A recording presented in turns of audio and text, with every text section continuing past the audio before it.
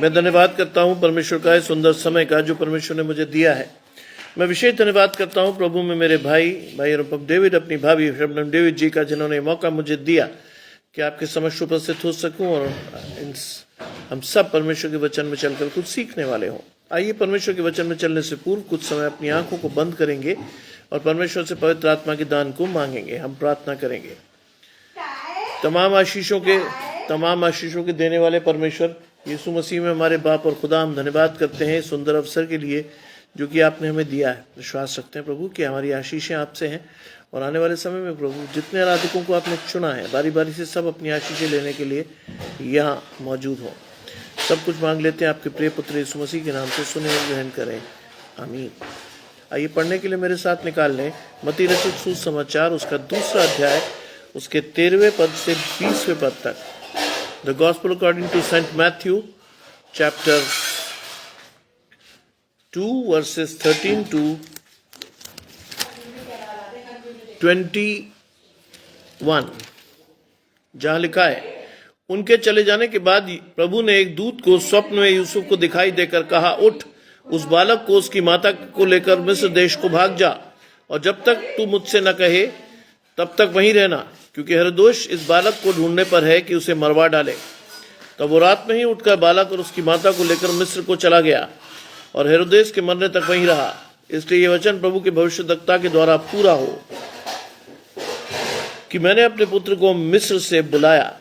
जब हेरोदेस ने यह देखा कि ज्योतिषियों ने उसके साथ धोखा किया है, तब वो क्रोध से भर गया और लोगों को भेजकर ज्योतिषियों को ठीक ठीक बताए हुए समय के अनुसार बैतलहम और उसके आसपास के स्थानों के सब लड़कों को जो 2 वर्ष से छोटे थे, उन सब को मरवा डाला। तब ये वचन यिर्मयाह भविष्यद्वक्ता द्वारा कहा गया था वो पूरा हुआ कि रामा में एक करुण नाद सुनाई दिया और रोना और बड़ा विलाप। राहेल अपने बालकों के लिए रो रही थी, वो शांत होना नहीं चाहती थी क्योंकि वो अब नहीं रहे। हेरोदेस के मरने के बाद प्रभु के दूत ने मिस्र में यूसुफ को स्वप्न में दिखाई देकर कहा, उठ, बालक को और उसकी माता को लेकर इजराइल में चला जा, क्योंकि जो बालक के प्राण लेना चाहते थे वो मर गए हैं। तब वो उठा और बालक और उसकी माता के साथ इजराइल के देश में आया। ये प्रीस्त का सुसमाचार है। हे प्रभु यीशु, आपकी स्तुति हो। देखिए, आज का वचन मत्ती रचित सुसमाचार 2 अध्याय 13 से 21 पर। गजानंद भाई मेरे साथ जुड़ रहे हैं। आशीष परमेश्वर की आपके और आपके घराने को। और लिखा है, हम कंटिन्यू कर रहे हैं कि ज्योतिषियों को जो आए थे उनको पवित्र आत्मा के द्वारा स्वर्गदूतों ने संदेश दिया कि उस मार्ग पर लौटकर नहीं जाना है। सोचिए, जितने लोगों को हमने यहां देखा, चाहे वो यूसुफ हो, चाहे मरियम हो, चाहे कोई भी हो, उन सभी के साथ आपको एक क्वालिटी साफ दिखाई देगी। क्वालिटी जिसमें आप ये देख पाओगे कि सभी पर परमेश्वर का प्रकाशन बहुत स्पष्ट है। सभी परमेश्वर की आवाज को देखते हैं, सुनते हैं। सभी परमेश्वर के दर्शन के साथ बहुत स्पष्ट हैं और जैसा जैसा उन्हें आज्ञा दी गई उसी अनुसार वो अपने जीवन में आगे बढ़ते हैं। आज परमेश्वर आपसे इस वचन के द्वारा मुझे और आपको ये सिखाएगा कि हमारी आशीष परमेश्वर के साथ कैसे है, हमारा वचन परमेश्वर के साथ कैसे बढ़ेगा, हम कैसे परमेश्वर की आशीषों को लेकर अपने जीवन में बढ़ेंगे। और लिखा है, उनके चले जाने के बाद प्रभु के एक दूत ने स्वप्न में यूसुफ को दिखाई देकर कहा।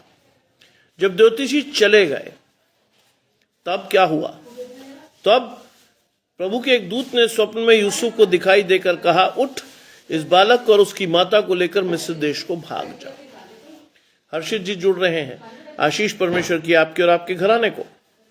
लिखा है कि स्वप्न में स्वर्गदूत ने यूसुफ को दिखाई देकर कहा। पहली बात, यूसुफ का दर्शन बहुत स्पष्ट था। वो स्वर्गदूतों को देख भी रहा था स्वप्न में और सुन भी रहा था। उसके कान भी परमेश्वर की आवाज के लिए खुले थे। इसीलिए परमेश्वर ने उसको चुना था कि वो यीशु मसीह के शारीरिक बाप के दर्जे पर जाए। इंपॉर्टेंट चीज जिस हिसाब से आपको और मुझे चलना है वो क्या है? आज्ञाकारिता। उसने कभी जोर नहीं लगाया ये कहकर कि प्रभु मैं क्यों जाऊं, कैसे होगा, क्या नहीं होगा। उसको आदेश मिला था कि उस कुमारी को अपने यहां लाने से मत डर, क्योंकि वो एक बच्चा जनेगी और वो परमेश्वर के लिए ग्रहण योग्य होगा। वो लोगों को उनके पापों से छुड़ाएगा। जय कुमार जी की मम्मी जुड़ती हैं, आशीष परमेश्वर की आपके और आपके घराने को। देखिए, मुझे समय परिवर्तित करना पड़ा, क्योंकि चर्च में जाकर मुझे एक इनविटेशन मिला। एक बच्चे का फर्स्ट बर्थडे है और उन्होंने मुझे कहा है कि आपका वहां होना जरूरी है, क्योंकि अगर कोई पास्टर नहीं आता तो सर्विस आपको कंडक्ट करनी है। इसलिए परमेश्वर की उस आवाज को मैं नकार नहीं पाया और इसीलिए 7 बजे मुझे वहां होना है। इसीलिए परमेश्वर के काम को करता हुआ चलूं, इसलिए इस समय को परिवर्तित करके परमेश्वर के वचन को दे रहा हूं मैं आपको। वो लिखा है कि वो यूसुफ को दिखाई देकर कहा, उठ उस बालक को और उसकी माता को लेकर मिस्र देश में भाग जा। यहां आज्ञाकारिता देखिए। एक अच्छा शरीफ आज्ञाकारी इंसान जिसकी आशीषें परमेश्वर से थी, उसने ध्यान से परमेश्वर के दूत को ना सिर्फ देखा स्वप्न में, दर्शन को ना सिर्फ देखा, बल्कि उसकी आवाज को सुनकर उसको मान भी लिया। मरियम को लाने के लिए कहा गया था, वो लाया। उसने छोड़ने की बात की थी, परमेश्वर ने कहा नहीं छोड़ना, उसने नहीं छोड़ा। आपको भी हर्षित जी क्रिसमस की हार्दिक शुभकामनाएं जी। बहुत बड़ी बात, प्रभु ने आपको 3 महीने बाद आज के सुंदर दिन में चर्च के दर्शन कराए। ये आपकी गवाही है। परमेश्वर इस नए वर्ष में और आशीषें देगा, बहुत आशीषें पाएंगी आप। लिखा है कि उसने स्वप्न में यूसुफ को दिखाई देकर कहा, उठ उस बालक और उसकी माता को लेकर मिस्र में चला जा। उसने कोई सवाल नहीं किया किंतु परंतु। उसने कहा, जो मिला था, जो सुना था, उसके अनुसार वो चला। और चलने के बाद क्या किया आगे भी लिखा है, और जब तक मैं तुझसे न कहूं तब तक वहीं रहना। सोचिए, दर्शन कितना साफ है, स्पष्ट है। और स्वर्गदूत क्या कह रहा है, जब तक मैं तुझसे ना कहूं, यानी प्रकाशन आगे भी है। जब तक मैं तुझसे ना कहूं तब तक वहीं रहना, क्योंकि हेरोदेस इस बालक को ढूंढकर मारने पर है। हेरोदेस इस बालक को ढूंढकर मारने पर है। इस बात को समझिए आज कि यीशु मसीह की रक्षा स्वर्ग से की जा रही थी। आज मेरी और आपकी रक्षा भी स्वर्ग से ही होती है। बाइबल में लिखा है, 91 साम पढ़िए, भजन संहिता 91 पढ़िए, लिखा है वो तेरे दूतों को, अपने दूतों को तेरे निमित्त आज्ञा देगा कि जहां कहीं तू जाए तेरी रक्षा करेगा परमेश्वर। सोचिए, आज आप और मैं घबराते हैं, लेकिन आज घबराने की आवश्यकता नहीं है, क्योंकि परमेश्वर आपको संभालता है। यूसुफ को भी संभाला गया। उस छोटे बच्चे के साथ उसको जाने के लिए कहा गया और कहा, जब तक मैं न कहूं तब तक मत लौटना, क्योंकि हेरोदेस इस बच्चे को मारने पर है। आज इस चीज को सीखिए। आज परमेश्वर हर अनिष्ट से आपकी और मेरी रक्षा करता है, लेकिन सवाल यह है कि मेरा और आपका दर्शन स्पष्ट नहीं है, मेरे और आपके कान परमेश्वर की ओर लगे नहीं है, इसलिए हम समझते नहीं पाते। और जब तक हम समझते हैं तब तक बहुत देर हो जाती है। आज क्रिसमस के इस पावन अवसर पर अपनी आशीषों को परमेश्वर से लेकर परमेश्वर के साथ पास जाइए। परमेश्वर से कहिए, प्रभु मेरी आशीष मुझे दे। कहिए परमेश्वर से, और आप अपनी आशीषों को पाएंगे फॉर श्योर। लिखा है, वो रात को ही उठकर बालक और उसकी माता को लेकर मिस्र की ओर चल दिया। आज्ञाकारिता की इंतहा देखिए। रात को ही उठा, वो सुबह का इंतजार नहीं किया उसने। मैं और आप होते ना तो नींद कहते हैं, अरे नींद खराब मत कर, सुबह देखेंगे ना। उसने आज्ञा को हाँ और आमीन से माना, क्योंकि बाइबल में लिखा है परमेश्वर की आज्ञाओं को मानने में विलंब मत करिए, फुर्ती कीजिए, क्योंकि अगर आप विलंब करते हैं तो शैतान आपकी आशीषें ले जाता है। उसने फुर्ती की, रात को ही उठा और रात को ही उठकर बालक और उसकी माता को लेकर मिस्र में चला गया। और इंपॉर्टेंट बात है, हेरोदेस के मरने तक वहीं रहा। परमेश्वर का दर्शन इतना साफ होना चाहिए। आज ये क्रिसमस की आध्यात्मिक आशीष है। आज हम सभी लोगों से मिले होंगे, मैं भी मिला।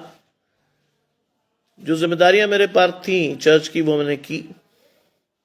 लेकिन इंपॉर्टेंट चीज क्या है? आज इंपॉर्टेंट चीज है कि परमेश्वर का प्रकाशन आपके जीवन में हो या ना हो।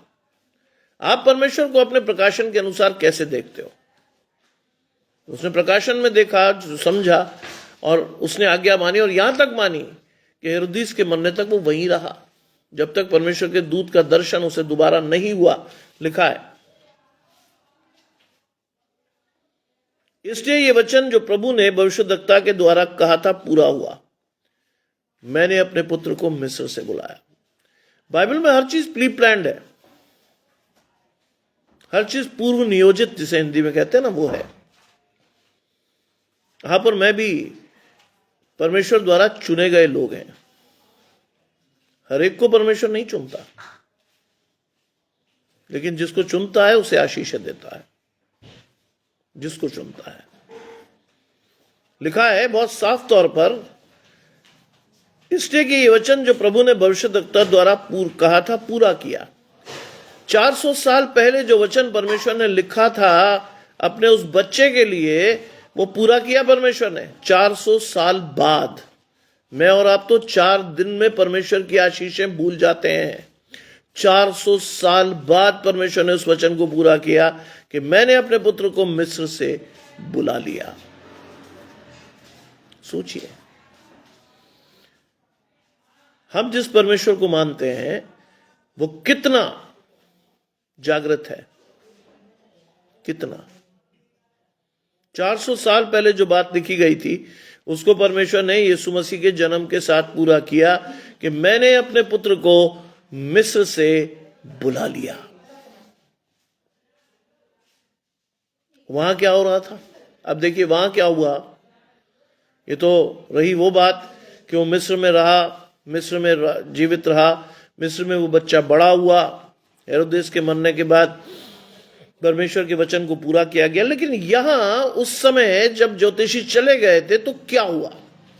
16वीं आयत कहती है, तब हेरोदेस ने यह देखा कि ज्योतिषियों ने उसके साथ धोखा किया है। हेरोदेस ने देखा कि ज्योतिषियों ने उसके साथ धोखा किया है,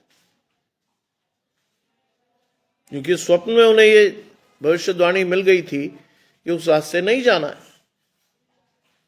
वो भी आज्ञाकारी रहे और एक दूसरे रास्ते से वो अपने देश में चले गए। हेरोदेस इंतजार करता रह गया। हेरोदेस ने इंतजार किया कि ज्योतिषी आएंगे, रास्ता बताएंगे, मैं जाऊंगा और उस बच्चे को उठाऊंगा, मार डालूंगा। जानते हैं इसमें सबसे बड़ी बात क्या है? हेरोदेस ने कहा जाकर मैं उसे प्रणाम करूं। प्रणाम नहीं करने जा रहा था, उसका प्लान मारने का था। और यह बात स्वर्गदूत ने दर्शन में किससे कही? यूसुफ से। आप और मैं अपने चेहरे को कितना ही छिपा लें, आप और मैं कितनी मीठी मीठी बातें किसी से कर लें, लेकिन परमेश्वर मन को जांचता है। परमेश्वर को मालूम था कि हेरोदेस के मन में क्या है, इसलिए उसने उस बच्चे को, उसके माँ बाप को मिस्र जाने को कहा।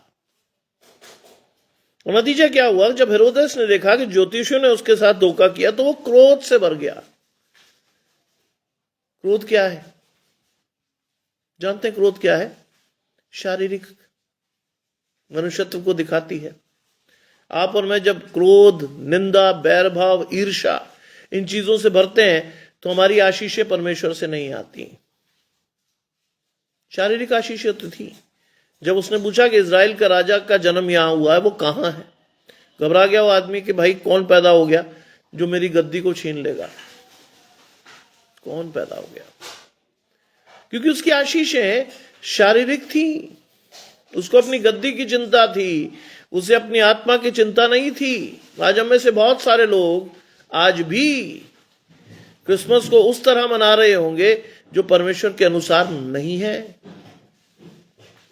आज बहुत से लोग कहेंगे कि साहब ठंड बहुत है, शराब की बोतलें खुलेंगी परमेश्वर के जन्मदिन पर।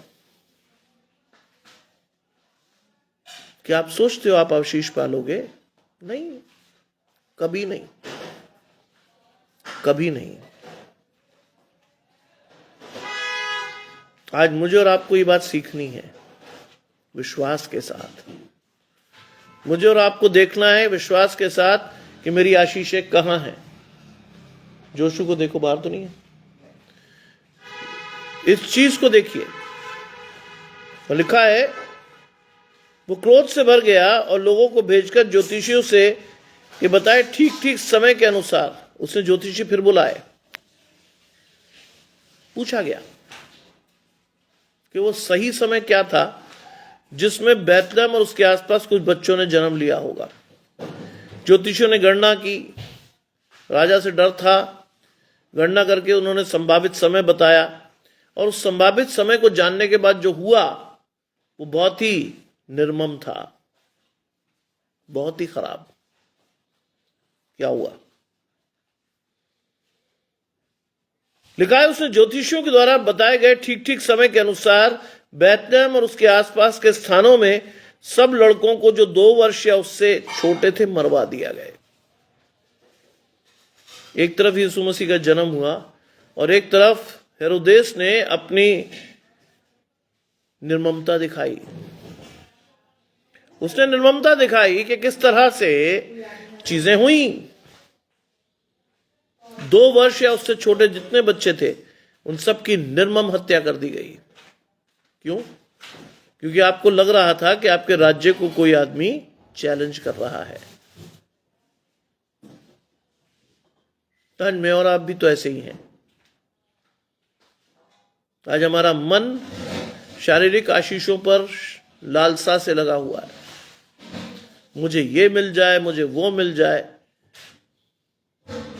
हम परमेश्वर से कभी भी ना तो बुद्धि मांगते हैं, ना ज्ञान मांगते हैं, ना परमेश्वर की आशीषों को मांगते हैं, ना चाहते हैं परमेश्वर मेरी आशीषों के साथ मुझे मेरे मन में अपनी आशाओं को दे, अपनी इच्छाओं को दे। मेरी और आपकी इच्छा है तो संसार में शैतान के साथ जुड़ी है। और शैतान ने जो किया वो था एक बच्चे के लिए कई बच्चों की बलि हो गई, कई लोग मर गए। सोचिए होना क्या था और हुआ क्या। लेकिन धन्यवाद रखिए, धन्यवाद के साथ इस वचन को मानिए कि परमेश्वर जिसकी तरफ होता है उसका स्वर्गदूत चारों ओर हाथ फैलाकर रक्षा करता है। बालक यीशु बचा लिया गया। क्यों? क्योंकि उसके द्वारा संसार के लोगों को अनुग्रह की आशीष मिलनी थी, इसलिए वो बच्चा बचा लिया गया। ध्यान रखिएगा, मैं और आप तो उकता जाते हैं जब हम किसी चीज की प्रतीक्षा करते हैं। यीशु मसीह ने अपनी मिनिस्ट्री को पूरा करने शुरू करने के लिए क्या किया? 30 वर्ष प्रतीक्षा की। He has to wait for 30 years to start his ministry.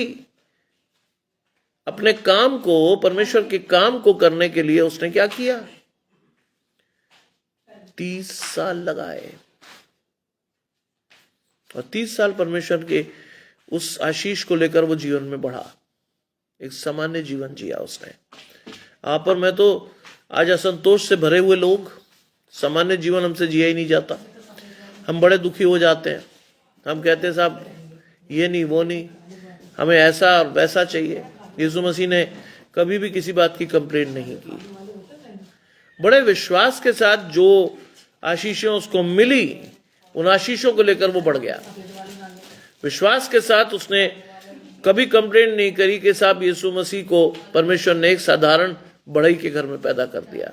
आप और मैं तो कई बार कोस देते हैं, अपने जन्म को कोस देते हैं। कई बच्चों को मैं सुनता हूं, अरे मैं कहां पैदा हो गया, इनके पास तो कुछ नहीं है। परमेश्वर कुछ नहीं से बहुत कुछ दे सकता है।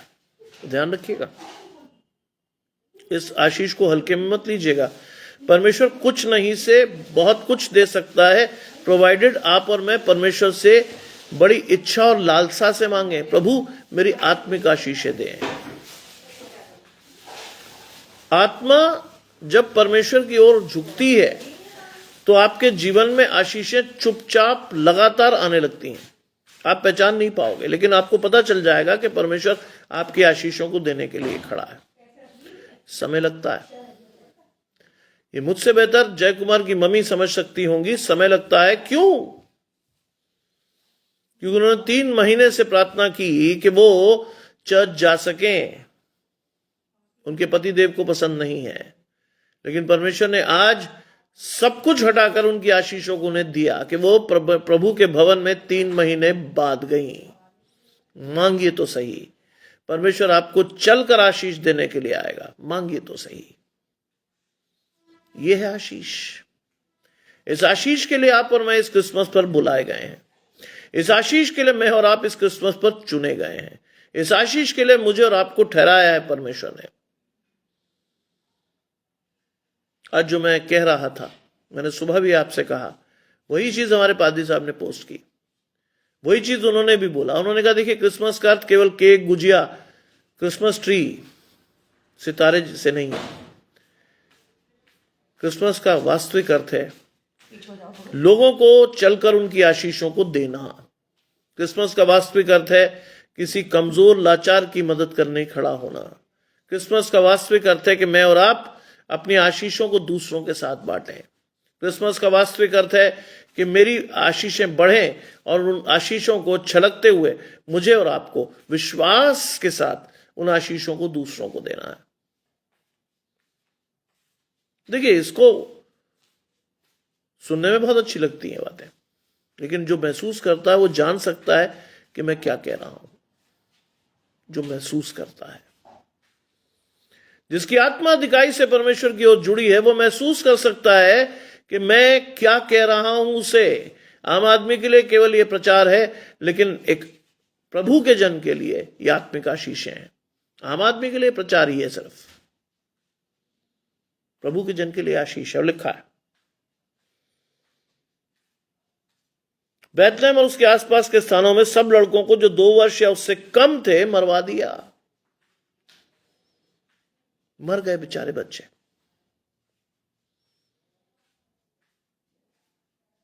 छीन लिए गए मां बाप से उन बच्चों को। क्यों? क्योंकि एक व्यक्ति डर गया था। अपने सिंहासन के छीनने से वो डर गया था। चलिए लौटकर चलते हैं। यहां भयभीत शब्द का प्रयोग करेंगे हम। इजराइल, हेरोदेस भयभीत हो गया था, इसलिए बच्चे मारे गए। जिब्राइल ने क्या कहा था मरियम से? भयभीत ना हो। लिखा है भयभीत ना हो, भयभीत ना हो। जब परमेश्वर हमारे साथ होता है तो हमें भय का आत्मा नहीं देता परमेश्वर। डरने की बात नहीं है, भयभीत ना हो। वो आदमी बेचारा घबरा गया था, हेरोदेस, इसलिए उसने घबराहट में कई बच्चों की हत्या कर दी। भयभीत मत होइए। अगर परमेश्वर आपके साथ है तो आपका विरोधी कोई नहीं हो सकता। आपका नियरेस्ट व्यक्ति भी आपके जीवन में कोई प्रभाव नहीं डाल सकता, क्योंकि परमेश्वर आपके लिए खड़ा है। परमेश्वर की आशीषें आपके जीवन में है, उस अनुसार चलिए। लिखा है तब ये वचन यिर्मयाह भविष्यद्वक्ता द्वारा जो कहा गया था पूरा हुआ। यह भी लगभग 400-450 वर्ष पूर्व यिर्मयाह भविष्यद्वक्ता ने कहा था। क्या? अब सुनिए क्या। रामा में करुण नाद सुनाई दिया, रोना और बड़ा विलाप। जाहिर सी बात है भाई, किसी छोटे बच्चे को आप उसकी मां की गोद से उठाकर गर्दन काट दोगे तो क्या वो खुश होगी? नहीं। इसीलिए लिखा था, पहले से नियत था कि रामा में करुण नाद सुनाई दिया, रोना और बड़ा विलाप। राहेल अपने बालकों के लिए रो रही थी। वो माएं अपने बच्चों के लिए रो रही थी। और शांत होना नहीं चाहती थी। वो दुख इतना बड़ा था कि वो शांत नहीं होना चाहती थी, क्योंकि वो रहे नहीं थे, वो जीवित नहीं थे। अब 450 साल पहले यिर्मयाह ने इस बात को लिखा कि हेरोदीस ये काम करेगा, और किया उसने। छोटे बच्चों की हत्याएं हो गई। सोचिए, अगर आज मैं और आप सुरक्षित हैं तो वो केवल परमेश्वर की आशीषों से सुरक्षित हैं। 400 साल लिखी भविष्यवाणी पूरी हुई। आप और मैं अगर एक एक दिन गुजारते हैं तो हमें खुश होना चाहिए कि हमारे प्रतिदिन की आशीष परमेश्वर से है। आप और मैं आज अगर खुले वातावरण में सांस ले रहे हैं तो वी शुड बी हैप्पी कि परमेश्वर ने हमें कोई मेजर ट्रबल या बीमारी नहीं दी है। अगर आप और मैं अस्पताल में नहीं है तो खुश होना चाहिए कि परमेश्वर ने आपको अच्छा स्वास्थ्य दिया है। बाइबल में क्या लिखा है? बाइबल के अनुसार चलिए। बाइबल में बहुत अच्छी बात लिखी है कि उसने तुम्हें संसार की उत्पत्ति से पहले चुन लिया। एक और अच्छी आशीष लीजिए कि आपने परमेश्वर को नहीं चुना, परमेश्वर ने आपको चुनकर ठहराया है। आपने परमेश्वर को नहीं चुना। सोचिए, कहां है आप और कहां होना चाहिए था मैं। संसार की उत्पत्ति से पहले परमेश्वर ने इस आशीष के रूप में आपको और मुझे चुना, ठहराया, लेकिन मैं और आप कुछ नहीं सीखे। हम आए, संसार में पैदा हो गए, संसार की लालसाएं हमारे जीवन में गई, हमने सब कुछ भूल दिया, हमने इधर उधर सारी बातें छोड़ दी, परमेश्वर को छोड़ दिया और संसार में लिप्त हो गए। बाइबल क्या कहती है? बाइबल के हिसाब से चलिए। बाइबल कहती है तुम्हें इस संसार में परदेशी होने का गुमान होना चाहिए। इस संसार में तुम कौन हो? परदेशी ही तो हो। थोड़े समय के लिए आए हैं हम लोग और हम इसे परमानेंट आशियाने की तरह मान लेते हैं और हर गलत काम हम लालसा से करते हैं, सुन्न होकर पाप करते हैं, परमेश्वर की ओर नहीं जाते, तब भी परमेश्वर की आशीषें पाते हैं। तब भी आप क्या सोचते हो, जीवित रहना कोई छोटी आशीष है? नहीं, बहुत बड़ी। Every day is a blessed day from God, क्योंकि आप और मैं जीवित हैं। Every day is a blessed day of God, क्योंकि मैं और आप सांस ले रहे हैं। याद कीजिए कोविड की उस विभीषिका को जिसमें सांस लेना दूभर हो गया, कई लोगों का फेफड़े सिकुड़ गए और व्यक्ति मृत्यु को प्राप्त कर गया। याद कीजिए आज उस दिन को और कहिए परमेश्वर से, प्रभु तेरा धन्यवाद कि मैंने आज का दिन देखा। धन्यवाद तेरा प्रभु कि मैं अपनी आशीषों को ले पाया। You should be happy with God कि God is there for you to help. परमेश्वर आपकी मदद के लिए खड़ा है। संकट में अति सहज से मिलने वाला सहायक, तो आपका शरण स्थान और आपकी ढाल, अपने पैरों तले आपको शरण देने वाला परमेश्वर आपके साथ। समझ आना चाहिए आज दिन बुरे हैं। आज आपको और मुझे इस बात की समझ होनी चाहिए क्योंकि दिन बुरे हैं। विश्वास रखो कि अगर आप आज तक जीवित हो तो परमेश्वर के द्वारा ही हो, लेकिन जिनकी आशीषें परमेश्वर की ओर से नहीं है वो हमेशा ऊपर देखकर दुखी रहते हैं। उसके पास ये भी है, वो भी है। वो संसारिक आशीषों को आशीषें मानते हैं, अध्यात्म से उनका कोई लेना देना नहीं। आपको बहुत लोग ऐसे मिलेंगे जो आपको यह भी बता देंगे कि साहब इस जीवन का आनंद लो, कल किसने देखा। बाइबल में ऐसा नहीं लिखा।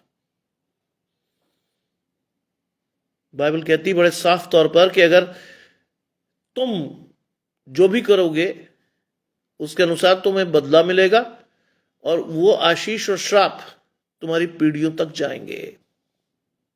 सोचिए आज कहां हैं हम, कहां होना चाहिए था हमें, क्या करना था और क्या कर रहे हैं हम। लिखा है, हेरोदेस के मरने के बाद प्रभु के दूत ने मिस्र में यूसुफ को स्वप्न में दिखाई देकर कहा, फिर से आया प्रकाशन।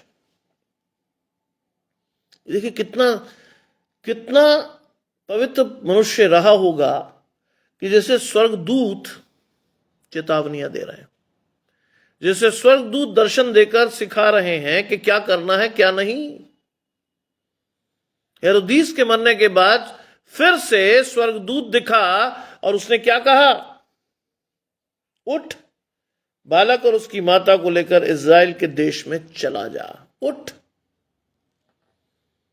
आप और मैं तो कहें बिल्कुल नहीं उठ रहा साहब, मैं तो थक गया बहुत, मैं क्यों जाऊं। हम परमेश्वर की आशीषों पर क्वेश्चन करते हैं, सवालिया निशान लगाते हैं, ऐसा क्यों नहीं। प्रभु मुझे तो ऐसा चाहिए तो तूने ऐसा क्यों दिया। आज क्रिसमस पर यह आशीष है कि जैसा परमेश्वर दे वैसा ही ग्रहण करो, क्योंकि परमेश्वर बहुत लंबा सोचकर आपको और मुझे आशीष देता है। बिल्कुल परमेश्वर से मेरी प्रार्थना रहेगी कि आप हर संडे परमेश्वर के वचन में और भवन में जाएं। वचन में तो आप रोज आती ही हैं, भवन में जाकर अपनी आशीषें भी लें। लिखा है कि उसने स्वप्न में दिखाई देकर कहा, क्या कहा, उठ बालक और उसकी माता को लेकर इज़राइल के देश में चला जा, क्योंकि जो बालक के प्राण लेना चाहते हैं वो मर गए हैं। सोचिए कितनी बड़ी आशीष है, जो बालक के प्राण लेना चाहते थे वो मर गए हैं। हेरोदेस के मरने का समाचार भी पहुंचा यूसुफ के पास, एक गरीब आदमी। मैं और आप तो आज संसार में घटती हुई हर घटना को देख लेते हैं, टेलीविजन से, इंटरनेट से, इससे उससे। उस समय ऐसा कोई संसाधन नहीं था। स्वर्गदूत का दर्शन स्पष्ट था यूसुफ को कि उठ वापस इस्राएल को जा, क्योंकि जो बालक की हानि चाहते थे वो मर गए हैं। आज इस आशीष के साथ आपको और मुझे बढ़ना है, इस आशीष के साथ मुझे और आपको परमेश्वर के पास जाना है। वो मर गए हैं। वो लिखा है वो उठा और बालक को और उसकी माता के साथ लेकर इज़राइल देश में आया। यहां फिर आज्ञाकारिता देखेंगे, वो उठा और बालक को लेकर और उसकी माता के साथ इज़राइल देश में आया। परमेश्वर का स्वर्गदूत उन्हें बचाता है जो अपनी आशीषें परमेश्वर से पाते हैं। मैं नहीं कह रहा, ये आपको बाइबल में साफ लिखा है। परमेश्वर का स्वर्गदूत छावनी किए हुए आपकी और मेरी रक्षा करता है, क्योंकि वो जानता है कि आपकी और मेरी आशीषें परमेश्वर से हैं। आज इन आशीषों को अपने जीवन में आने दीजिए, आज उस विश्वास को अपने जीवन में आने दीजिए, और आपको विश्वास के साथ परमेश्वर की आशीषों को लेना है। आने दीजिए आज अपने जीवन में। शैतान के सामने समर्पित मत होइए, क्योंकि आप और मैं जब शैतान के सामने समर्पित होते हैं तब परमेश्वर की आशीषें खो देते हैं। मत होइए। बलविंदर भाई मेरे साथ जुड़ते हैं। आशीष परमेश्वर की आपके और आपके घराने को। कभी समर्पित मत होइए। जानते हैं समर्पण का मतलब क्या होता है? आप हाँ में हाँ मिला रहे हैं शैतान की। माय फादर यूज्ड टू से, ना कहना सीखो शैतान को, ना कहना सीखो अपने दोस्तों को, ना कहना सीखो ऐसे लोगों को जो आपकी जिंदगी में आपकी आशीषों को छीनना चाहते हैं। ना कहना सीखो आज। मुझे कई लोग पूछते हैं, ब्रदर आप कभी शराब नहीं पीते? शादी में भी नहीं, फंक्शन ओकेजन में तो लगा लेते होंगे? नहीं। क्यों? मेरी आशीष ही नहीं, मेरी आशीष वहां से है ही नहीं भाई। मैं क्यों जाऊं ऐसी चीज करने जो मुझे मेरे जीवन में परमेश्वर की आशीष को छीनता हो? मैं क्यों जाऊं? क्यों जाऊं मैं परमेश्वर की ऐसी आशीषों को खोने के लिए, कि जो शैतान की एक छोटी सी गलती से मैं अपनी आशीषों को खो दूं? क्यों जाऊं मैं? मैं नहीं चाहता। आज क्रिसमस के नाम पे बहुत बड़े बड़े गुनाह होंगे, बड़ी बड़ी पार्टियां होंगी, सिगरेट शराब चलेगी, तुरंत कई गंदे काम लालसा से किए जाएंगे, कई रेव पार्टीज होंगी। क्या नाम होगा? Christmas party. सोचिए, कौन सी क्रिसमस पार्टी यहां पर हमें मना रहे हैं? परमेश्वर की आशीष के लिए या परमेश्वर की आशीष खोने के लिए? आज इस आशीष को अपने जीवन में लेकर बढ़िए।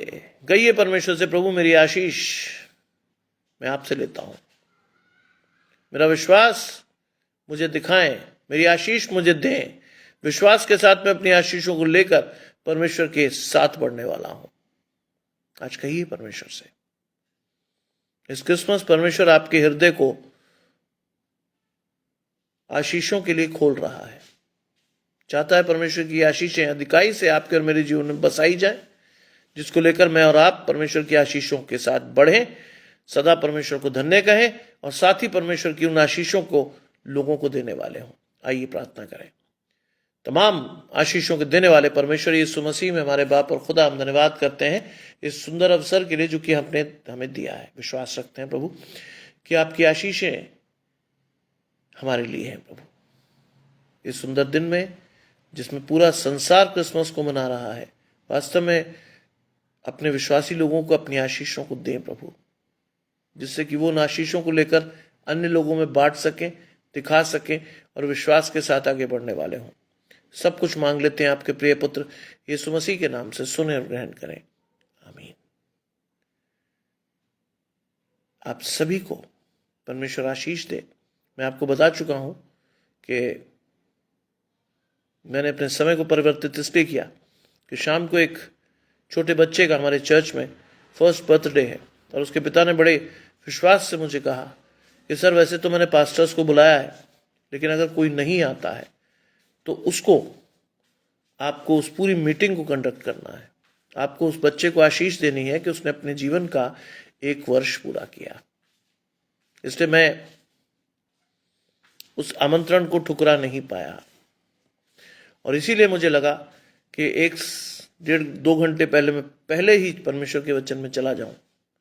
जिसको परमेश्वर चुनेगा वो अपनी आशीष खुद आकर ले लेगा। और इसीलिए मैं गया इस आशीष को देने के लिए। और धन्यवाद करता हूं कि गजानंद भाई, जय कुमार जी, बलविंदर भाई, ये सारे लोग जुड़े और नियमित रूप से जो जुड़कर अपनी आशीषों के साथ परमेश्वर के साथ चलते हैं, उन सभी ने उस आशीष को लिया। प्रभु आप सबको अधिकाई से और आशीषें दें और अपने जीवन में आप परमेश्वर के साथ हमेशा बने रहें। आप सभी को इस सुंदर संध्या में परमेश्वर की आशीषें मिले और आप सबको जय मसीह की।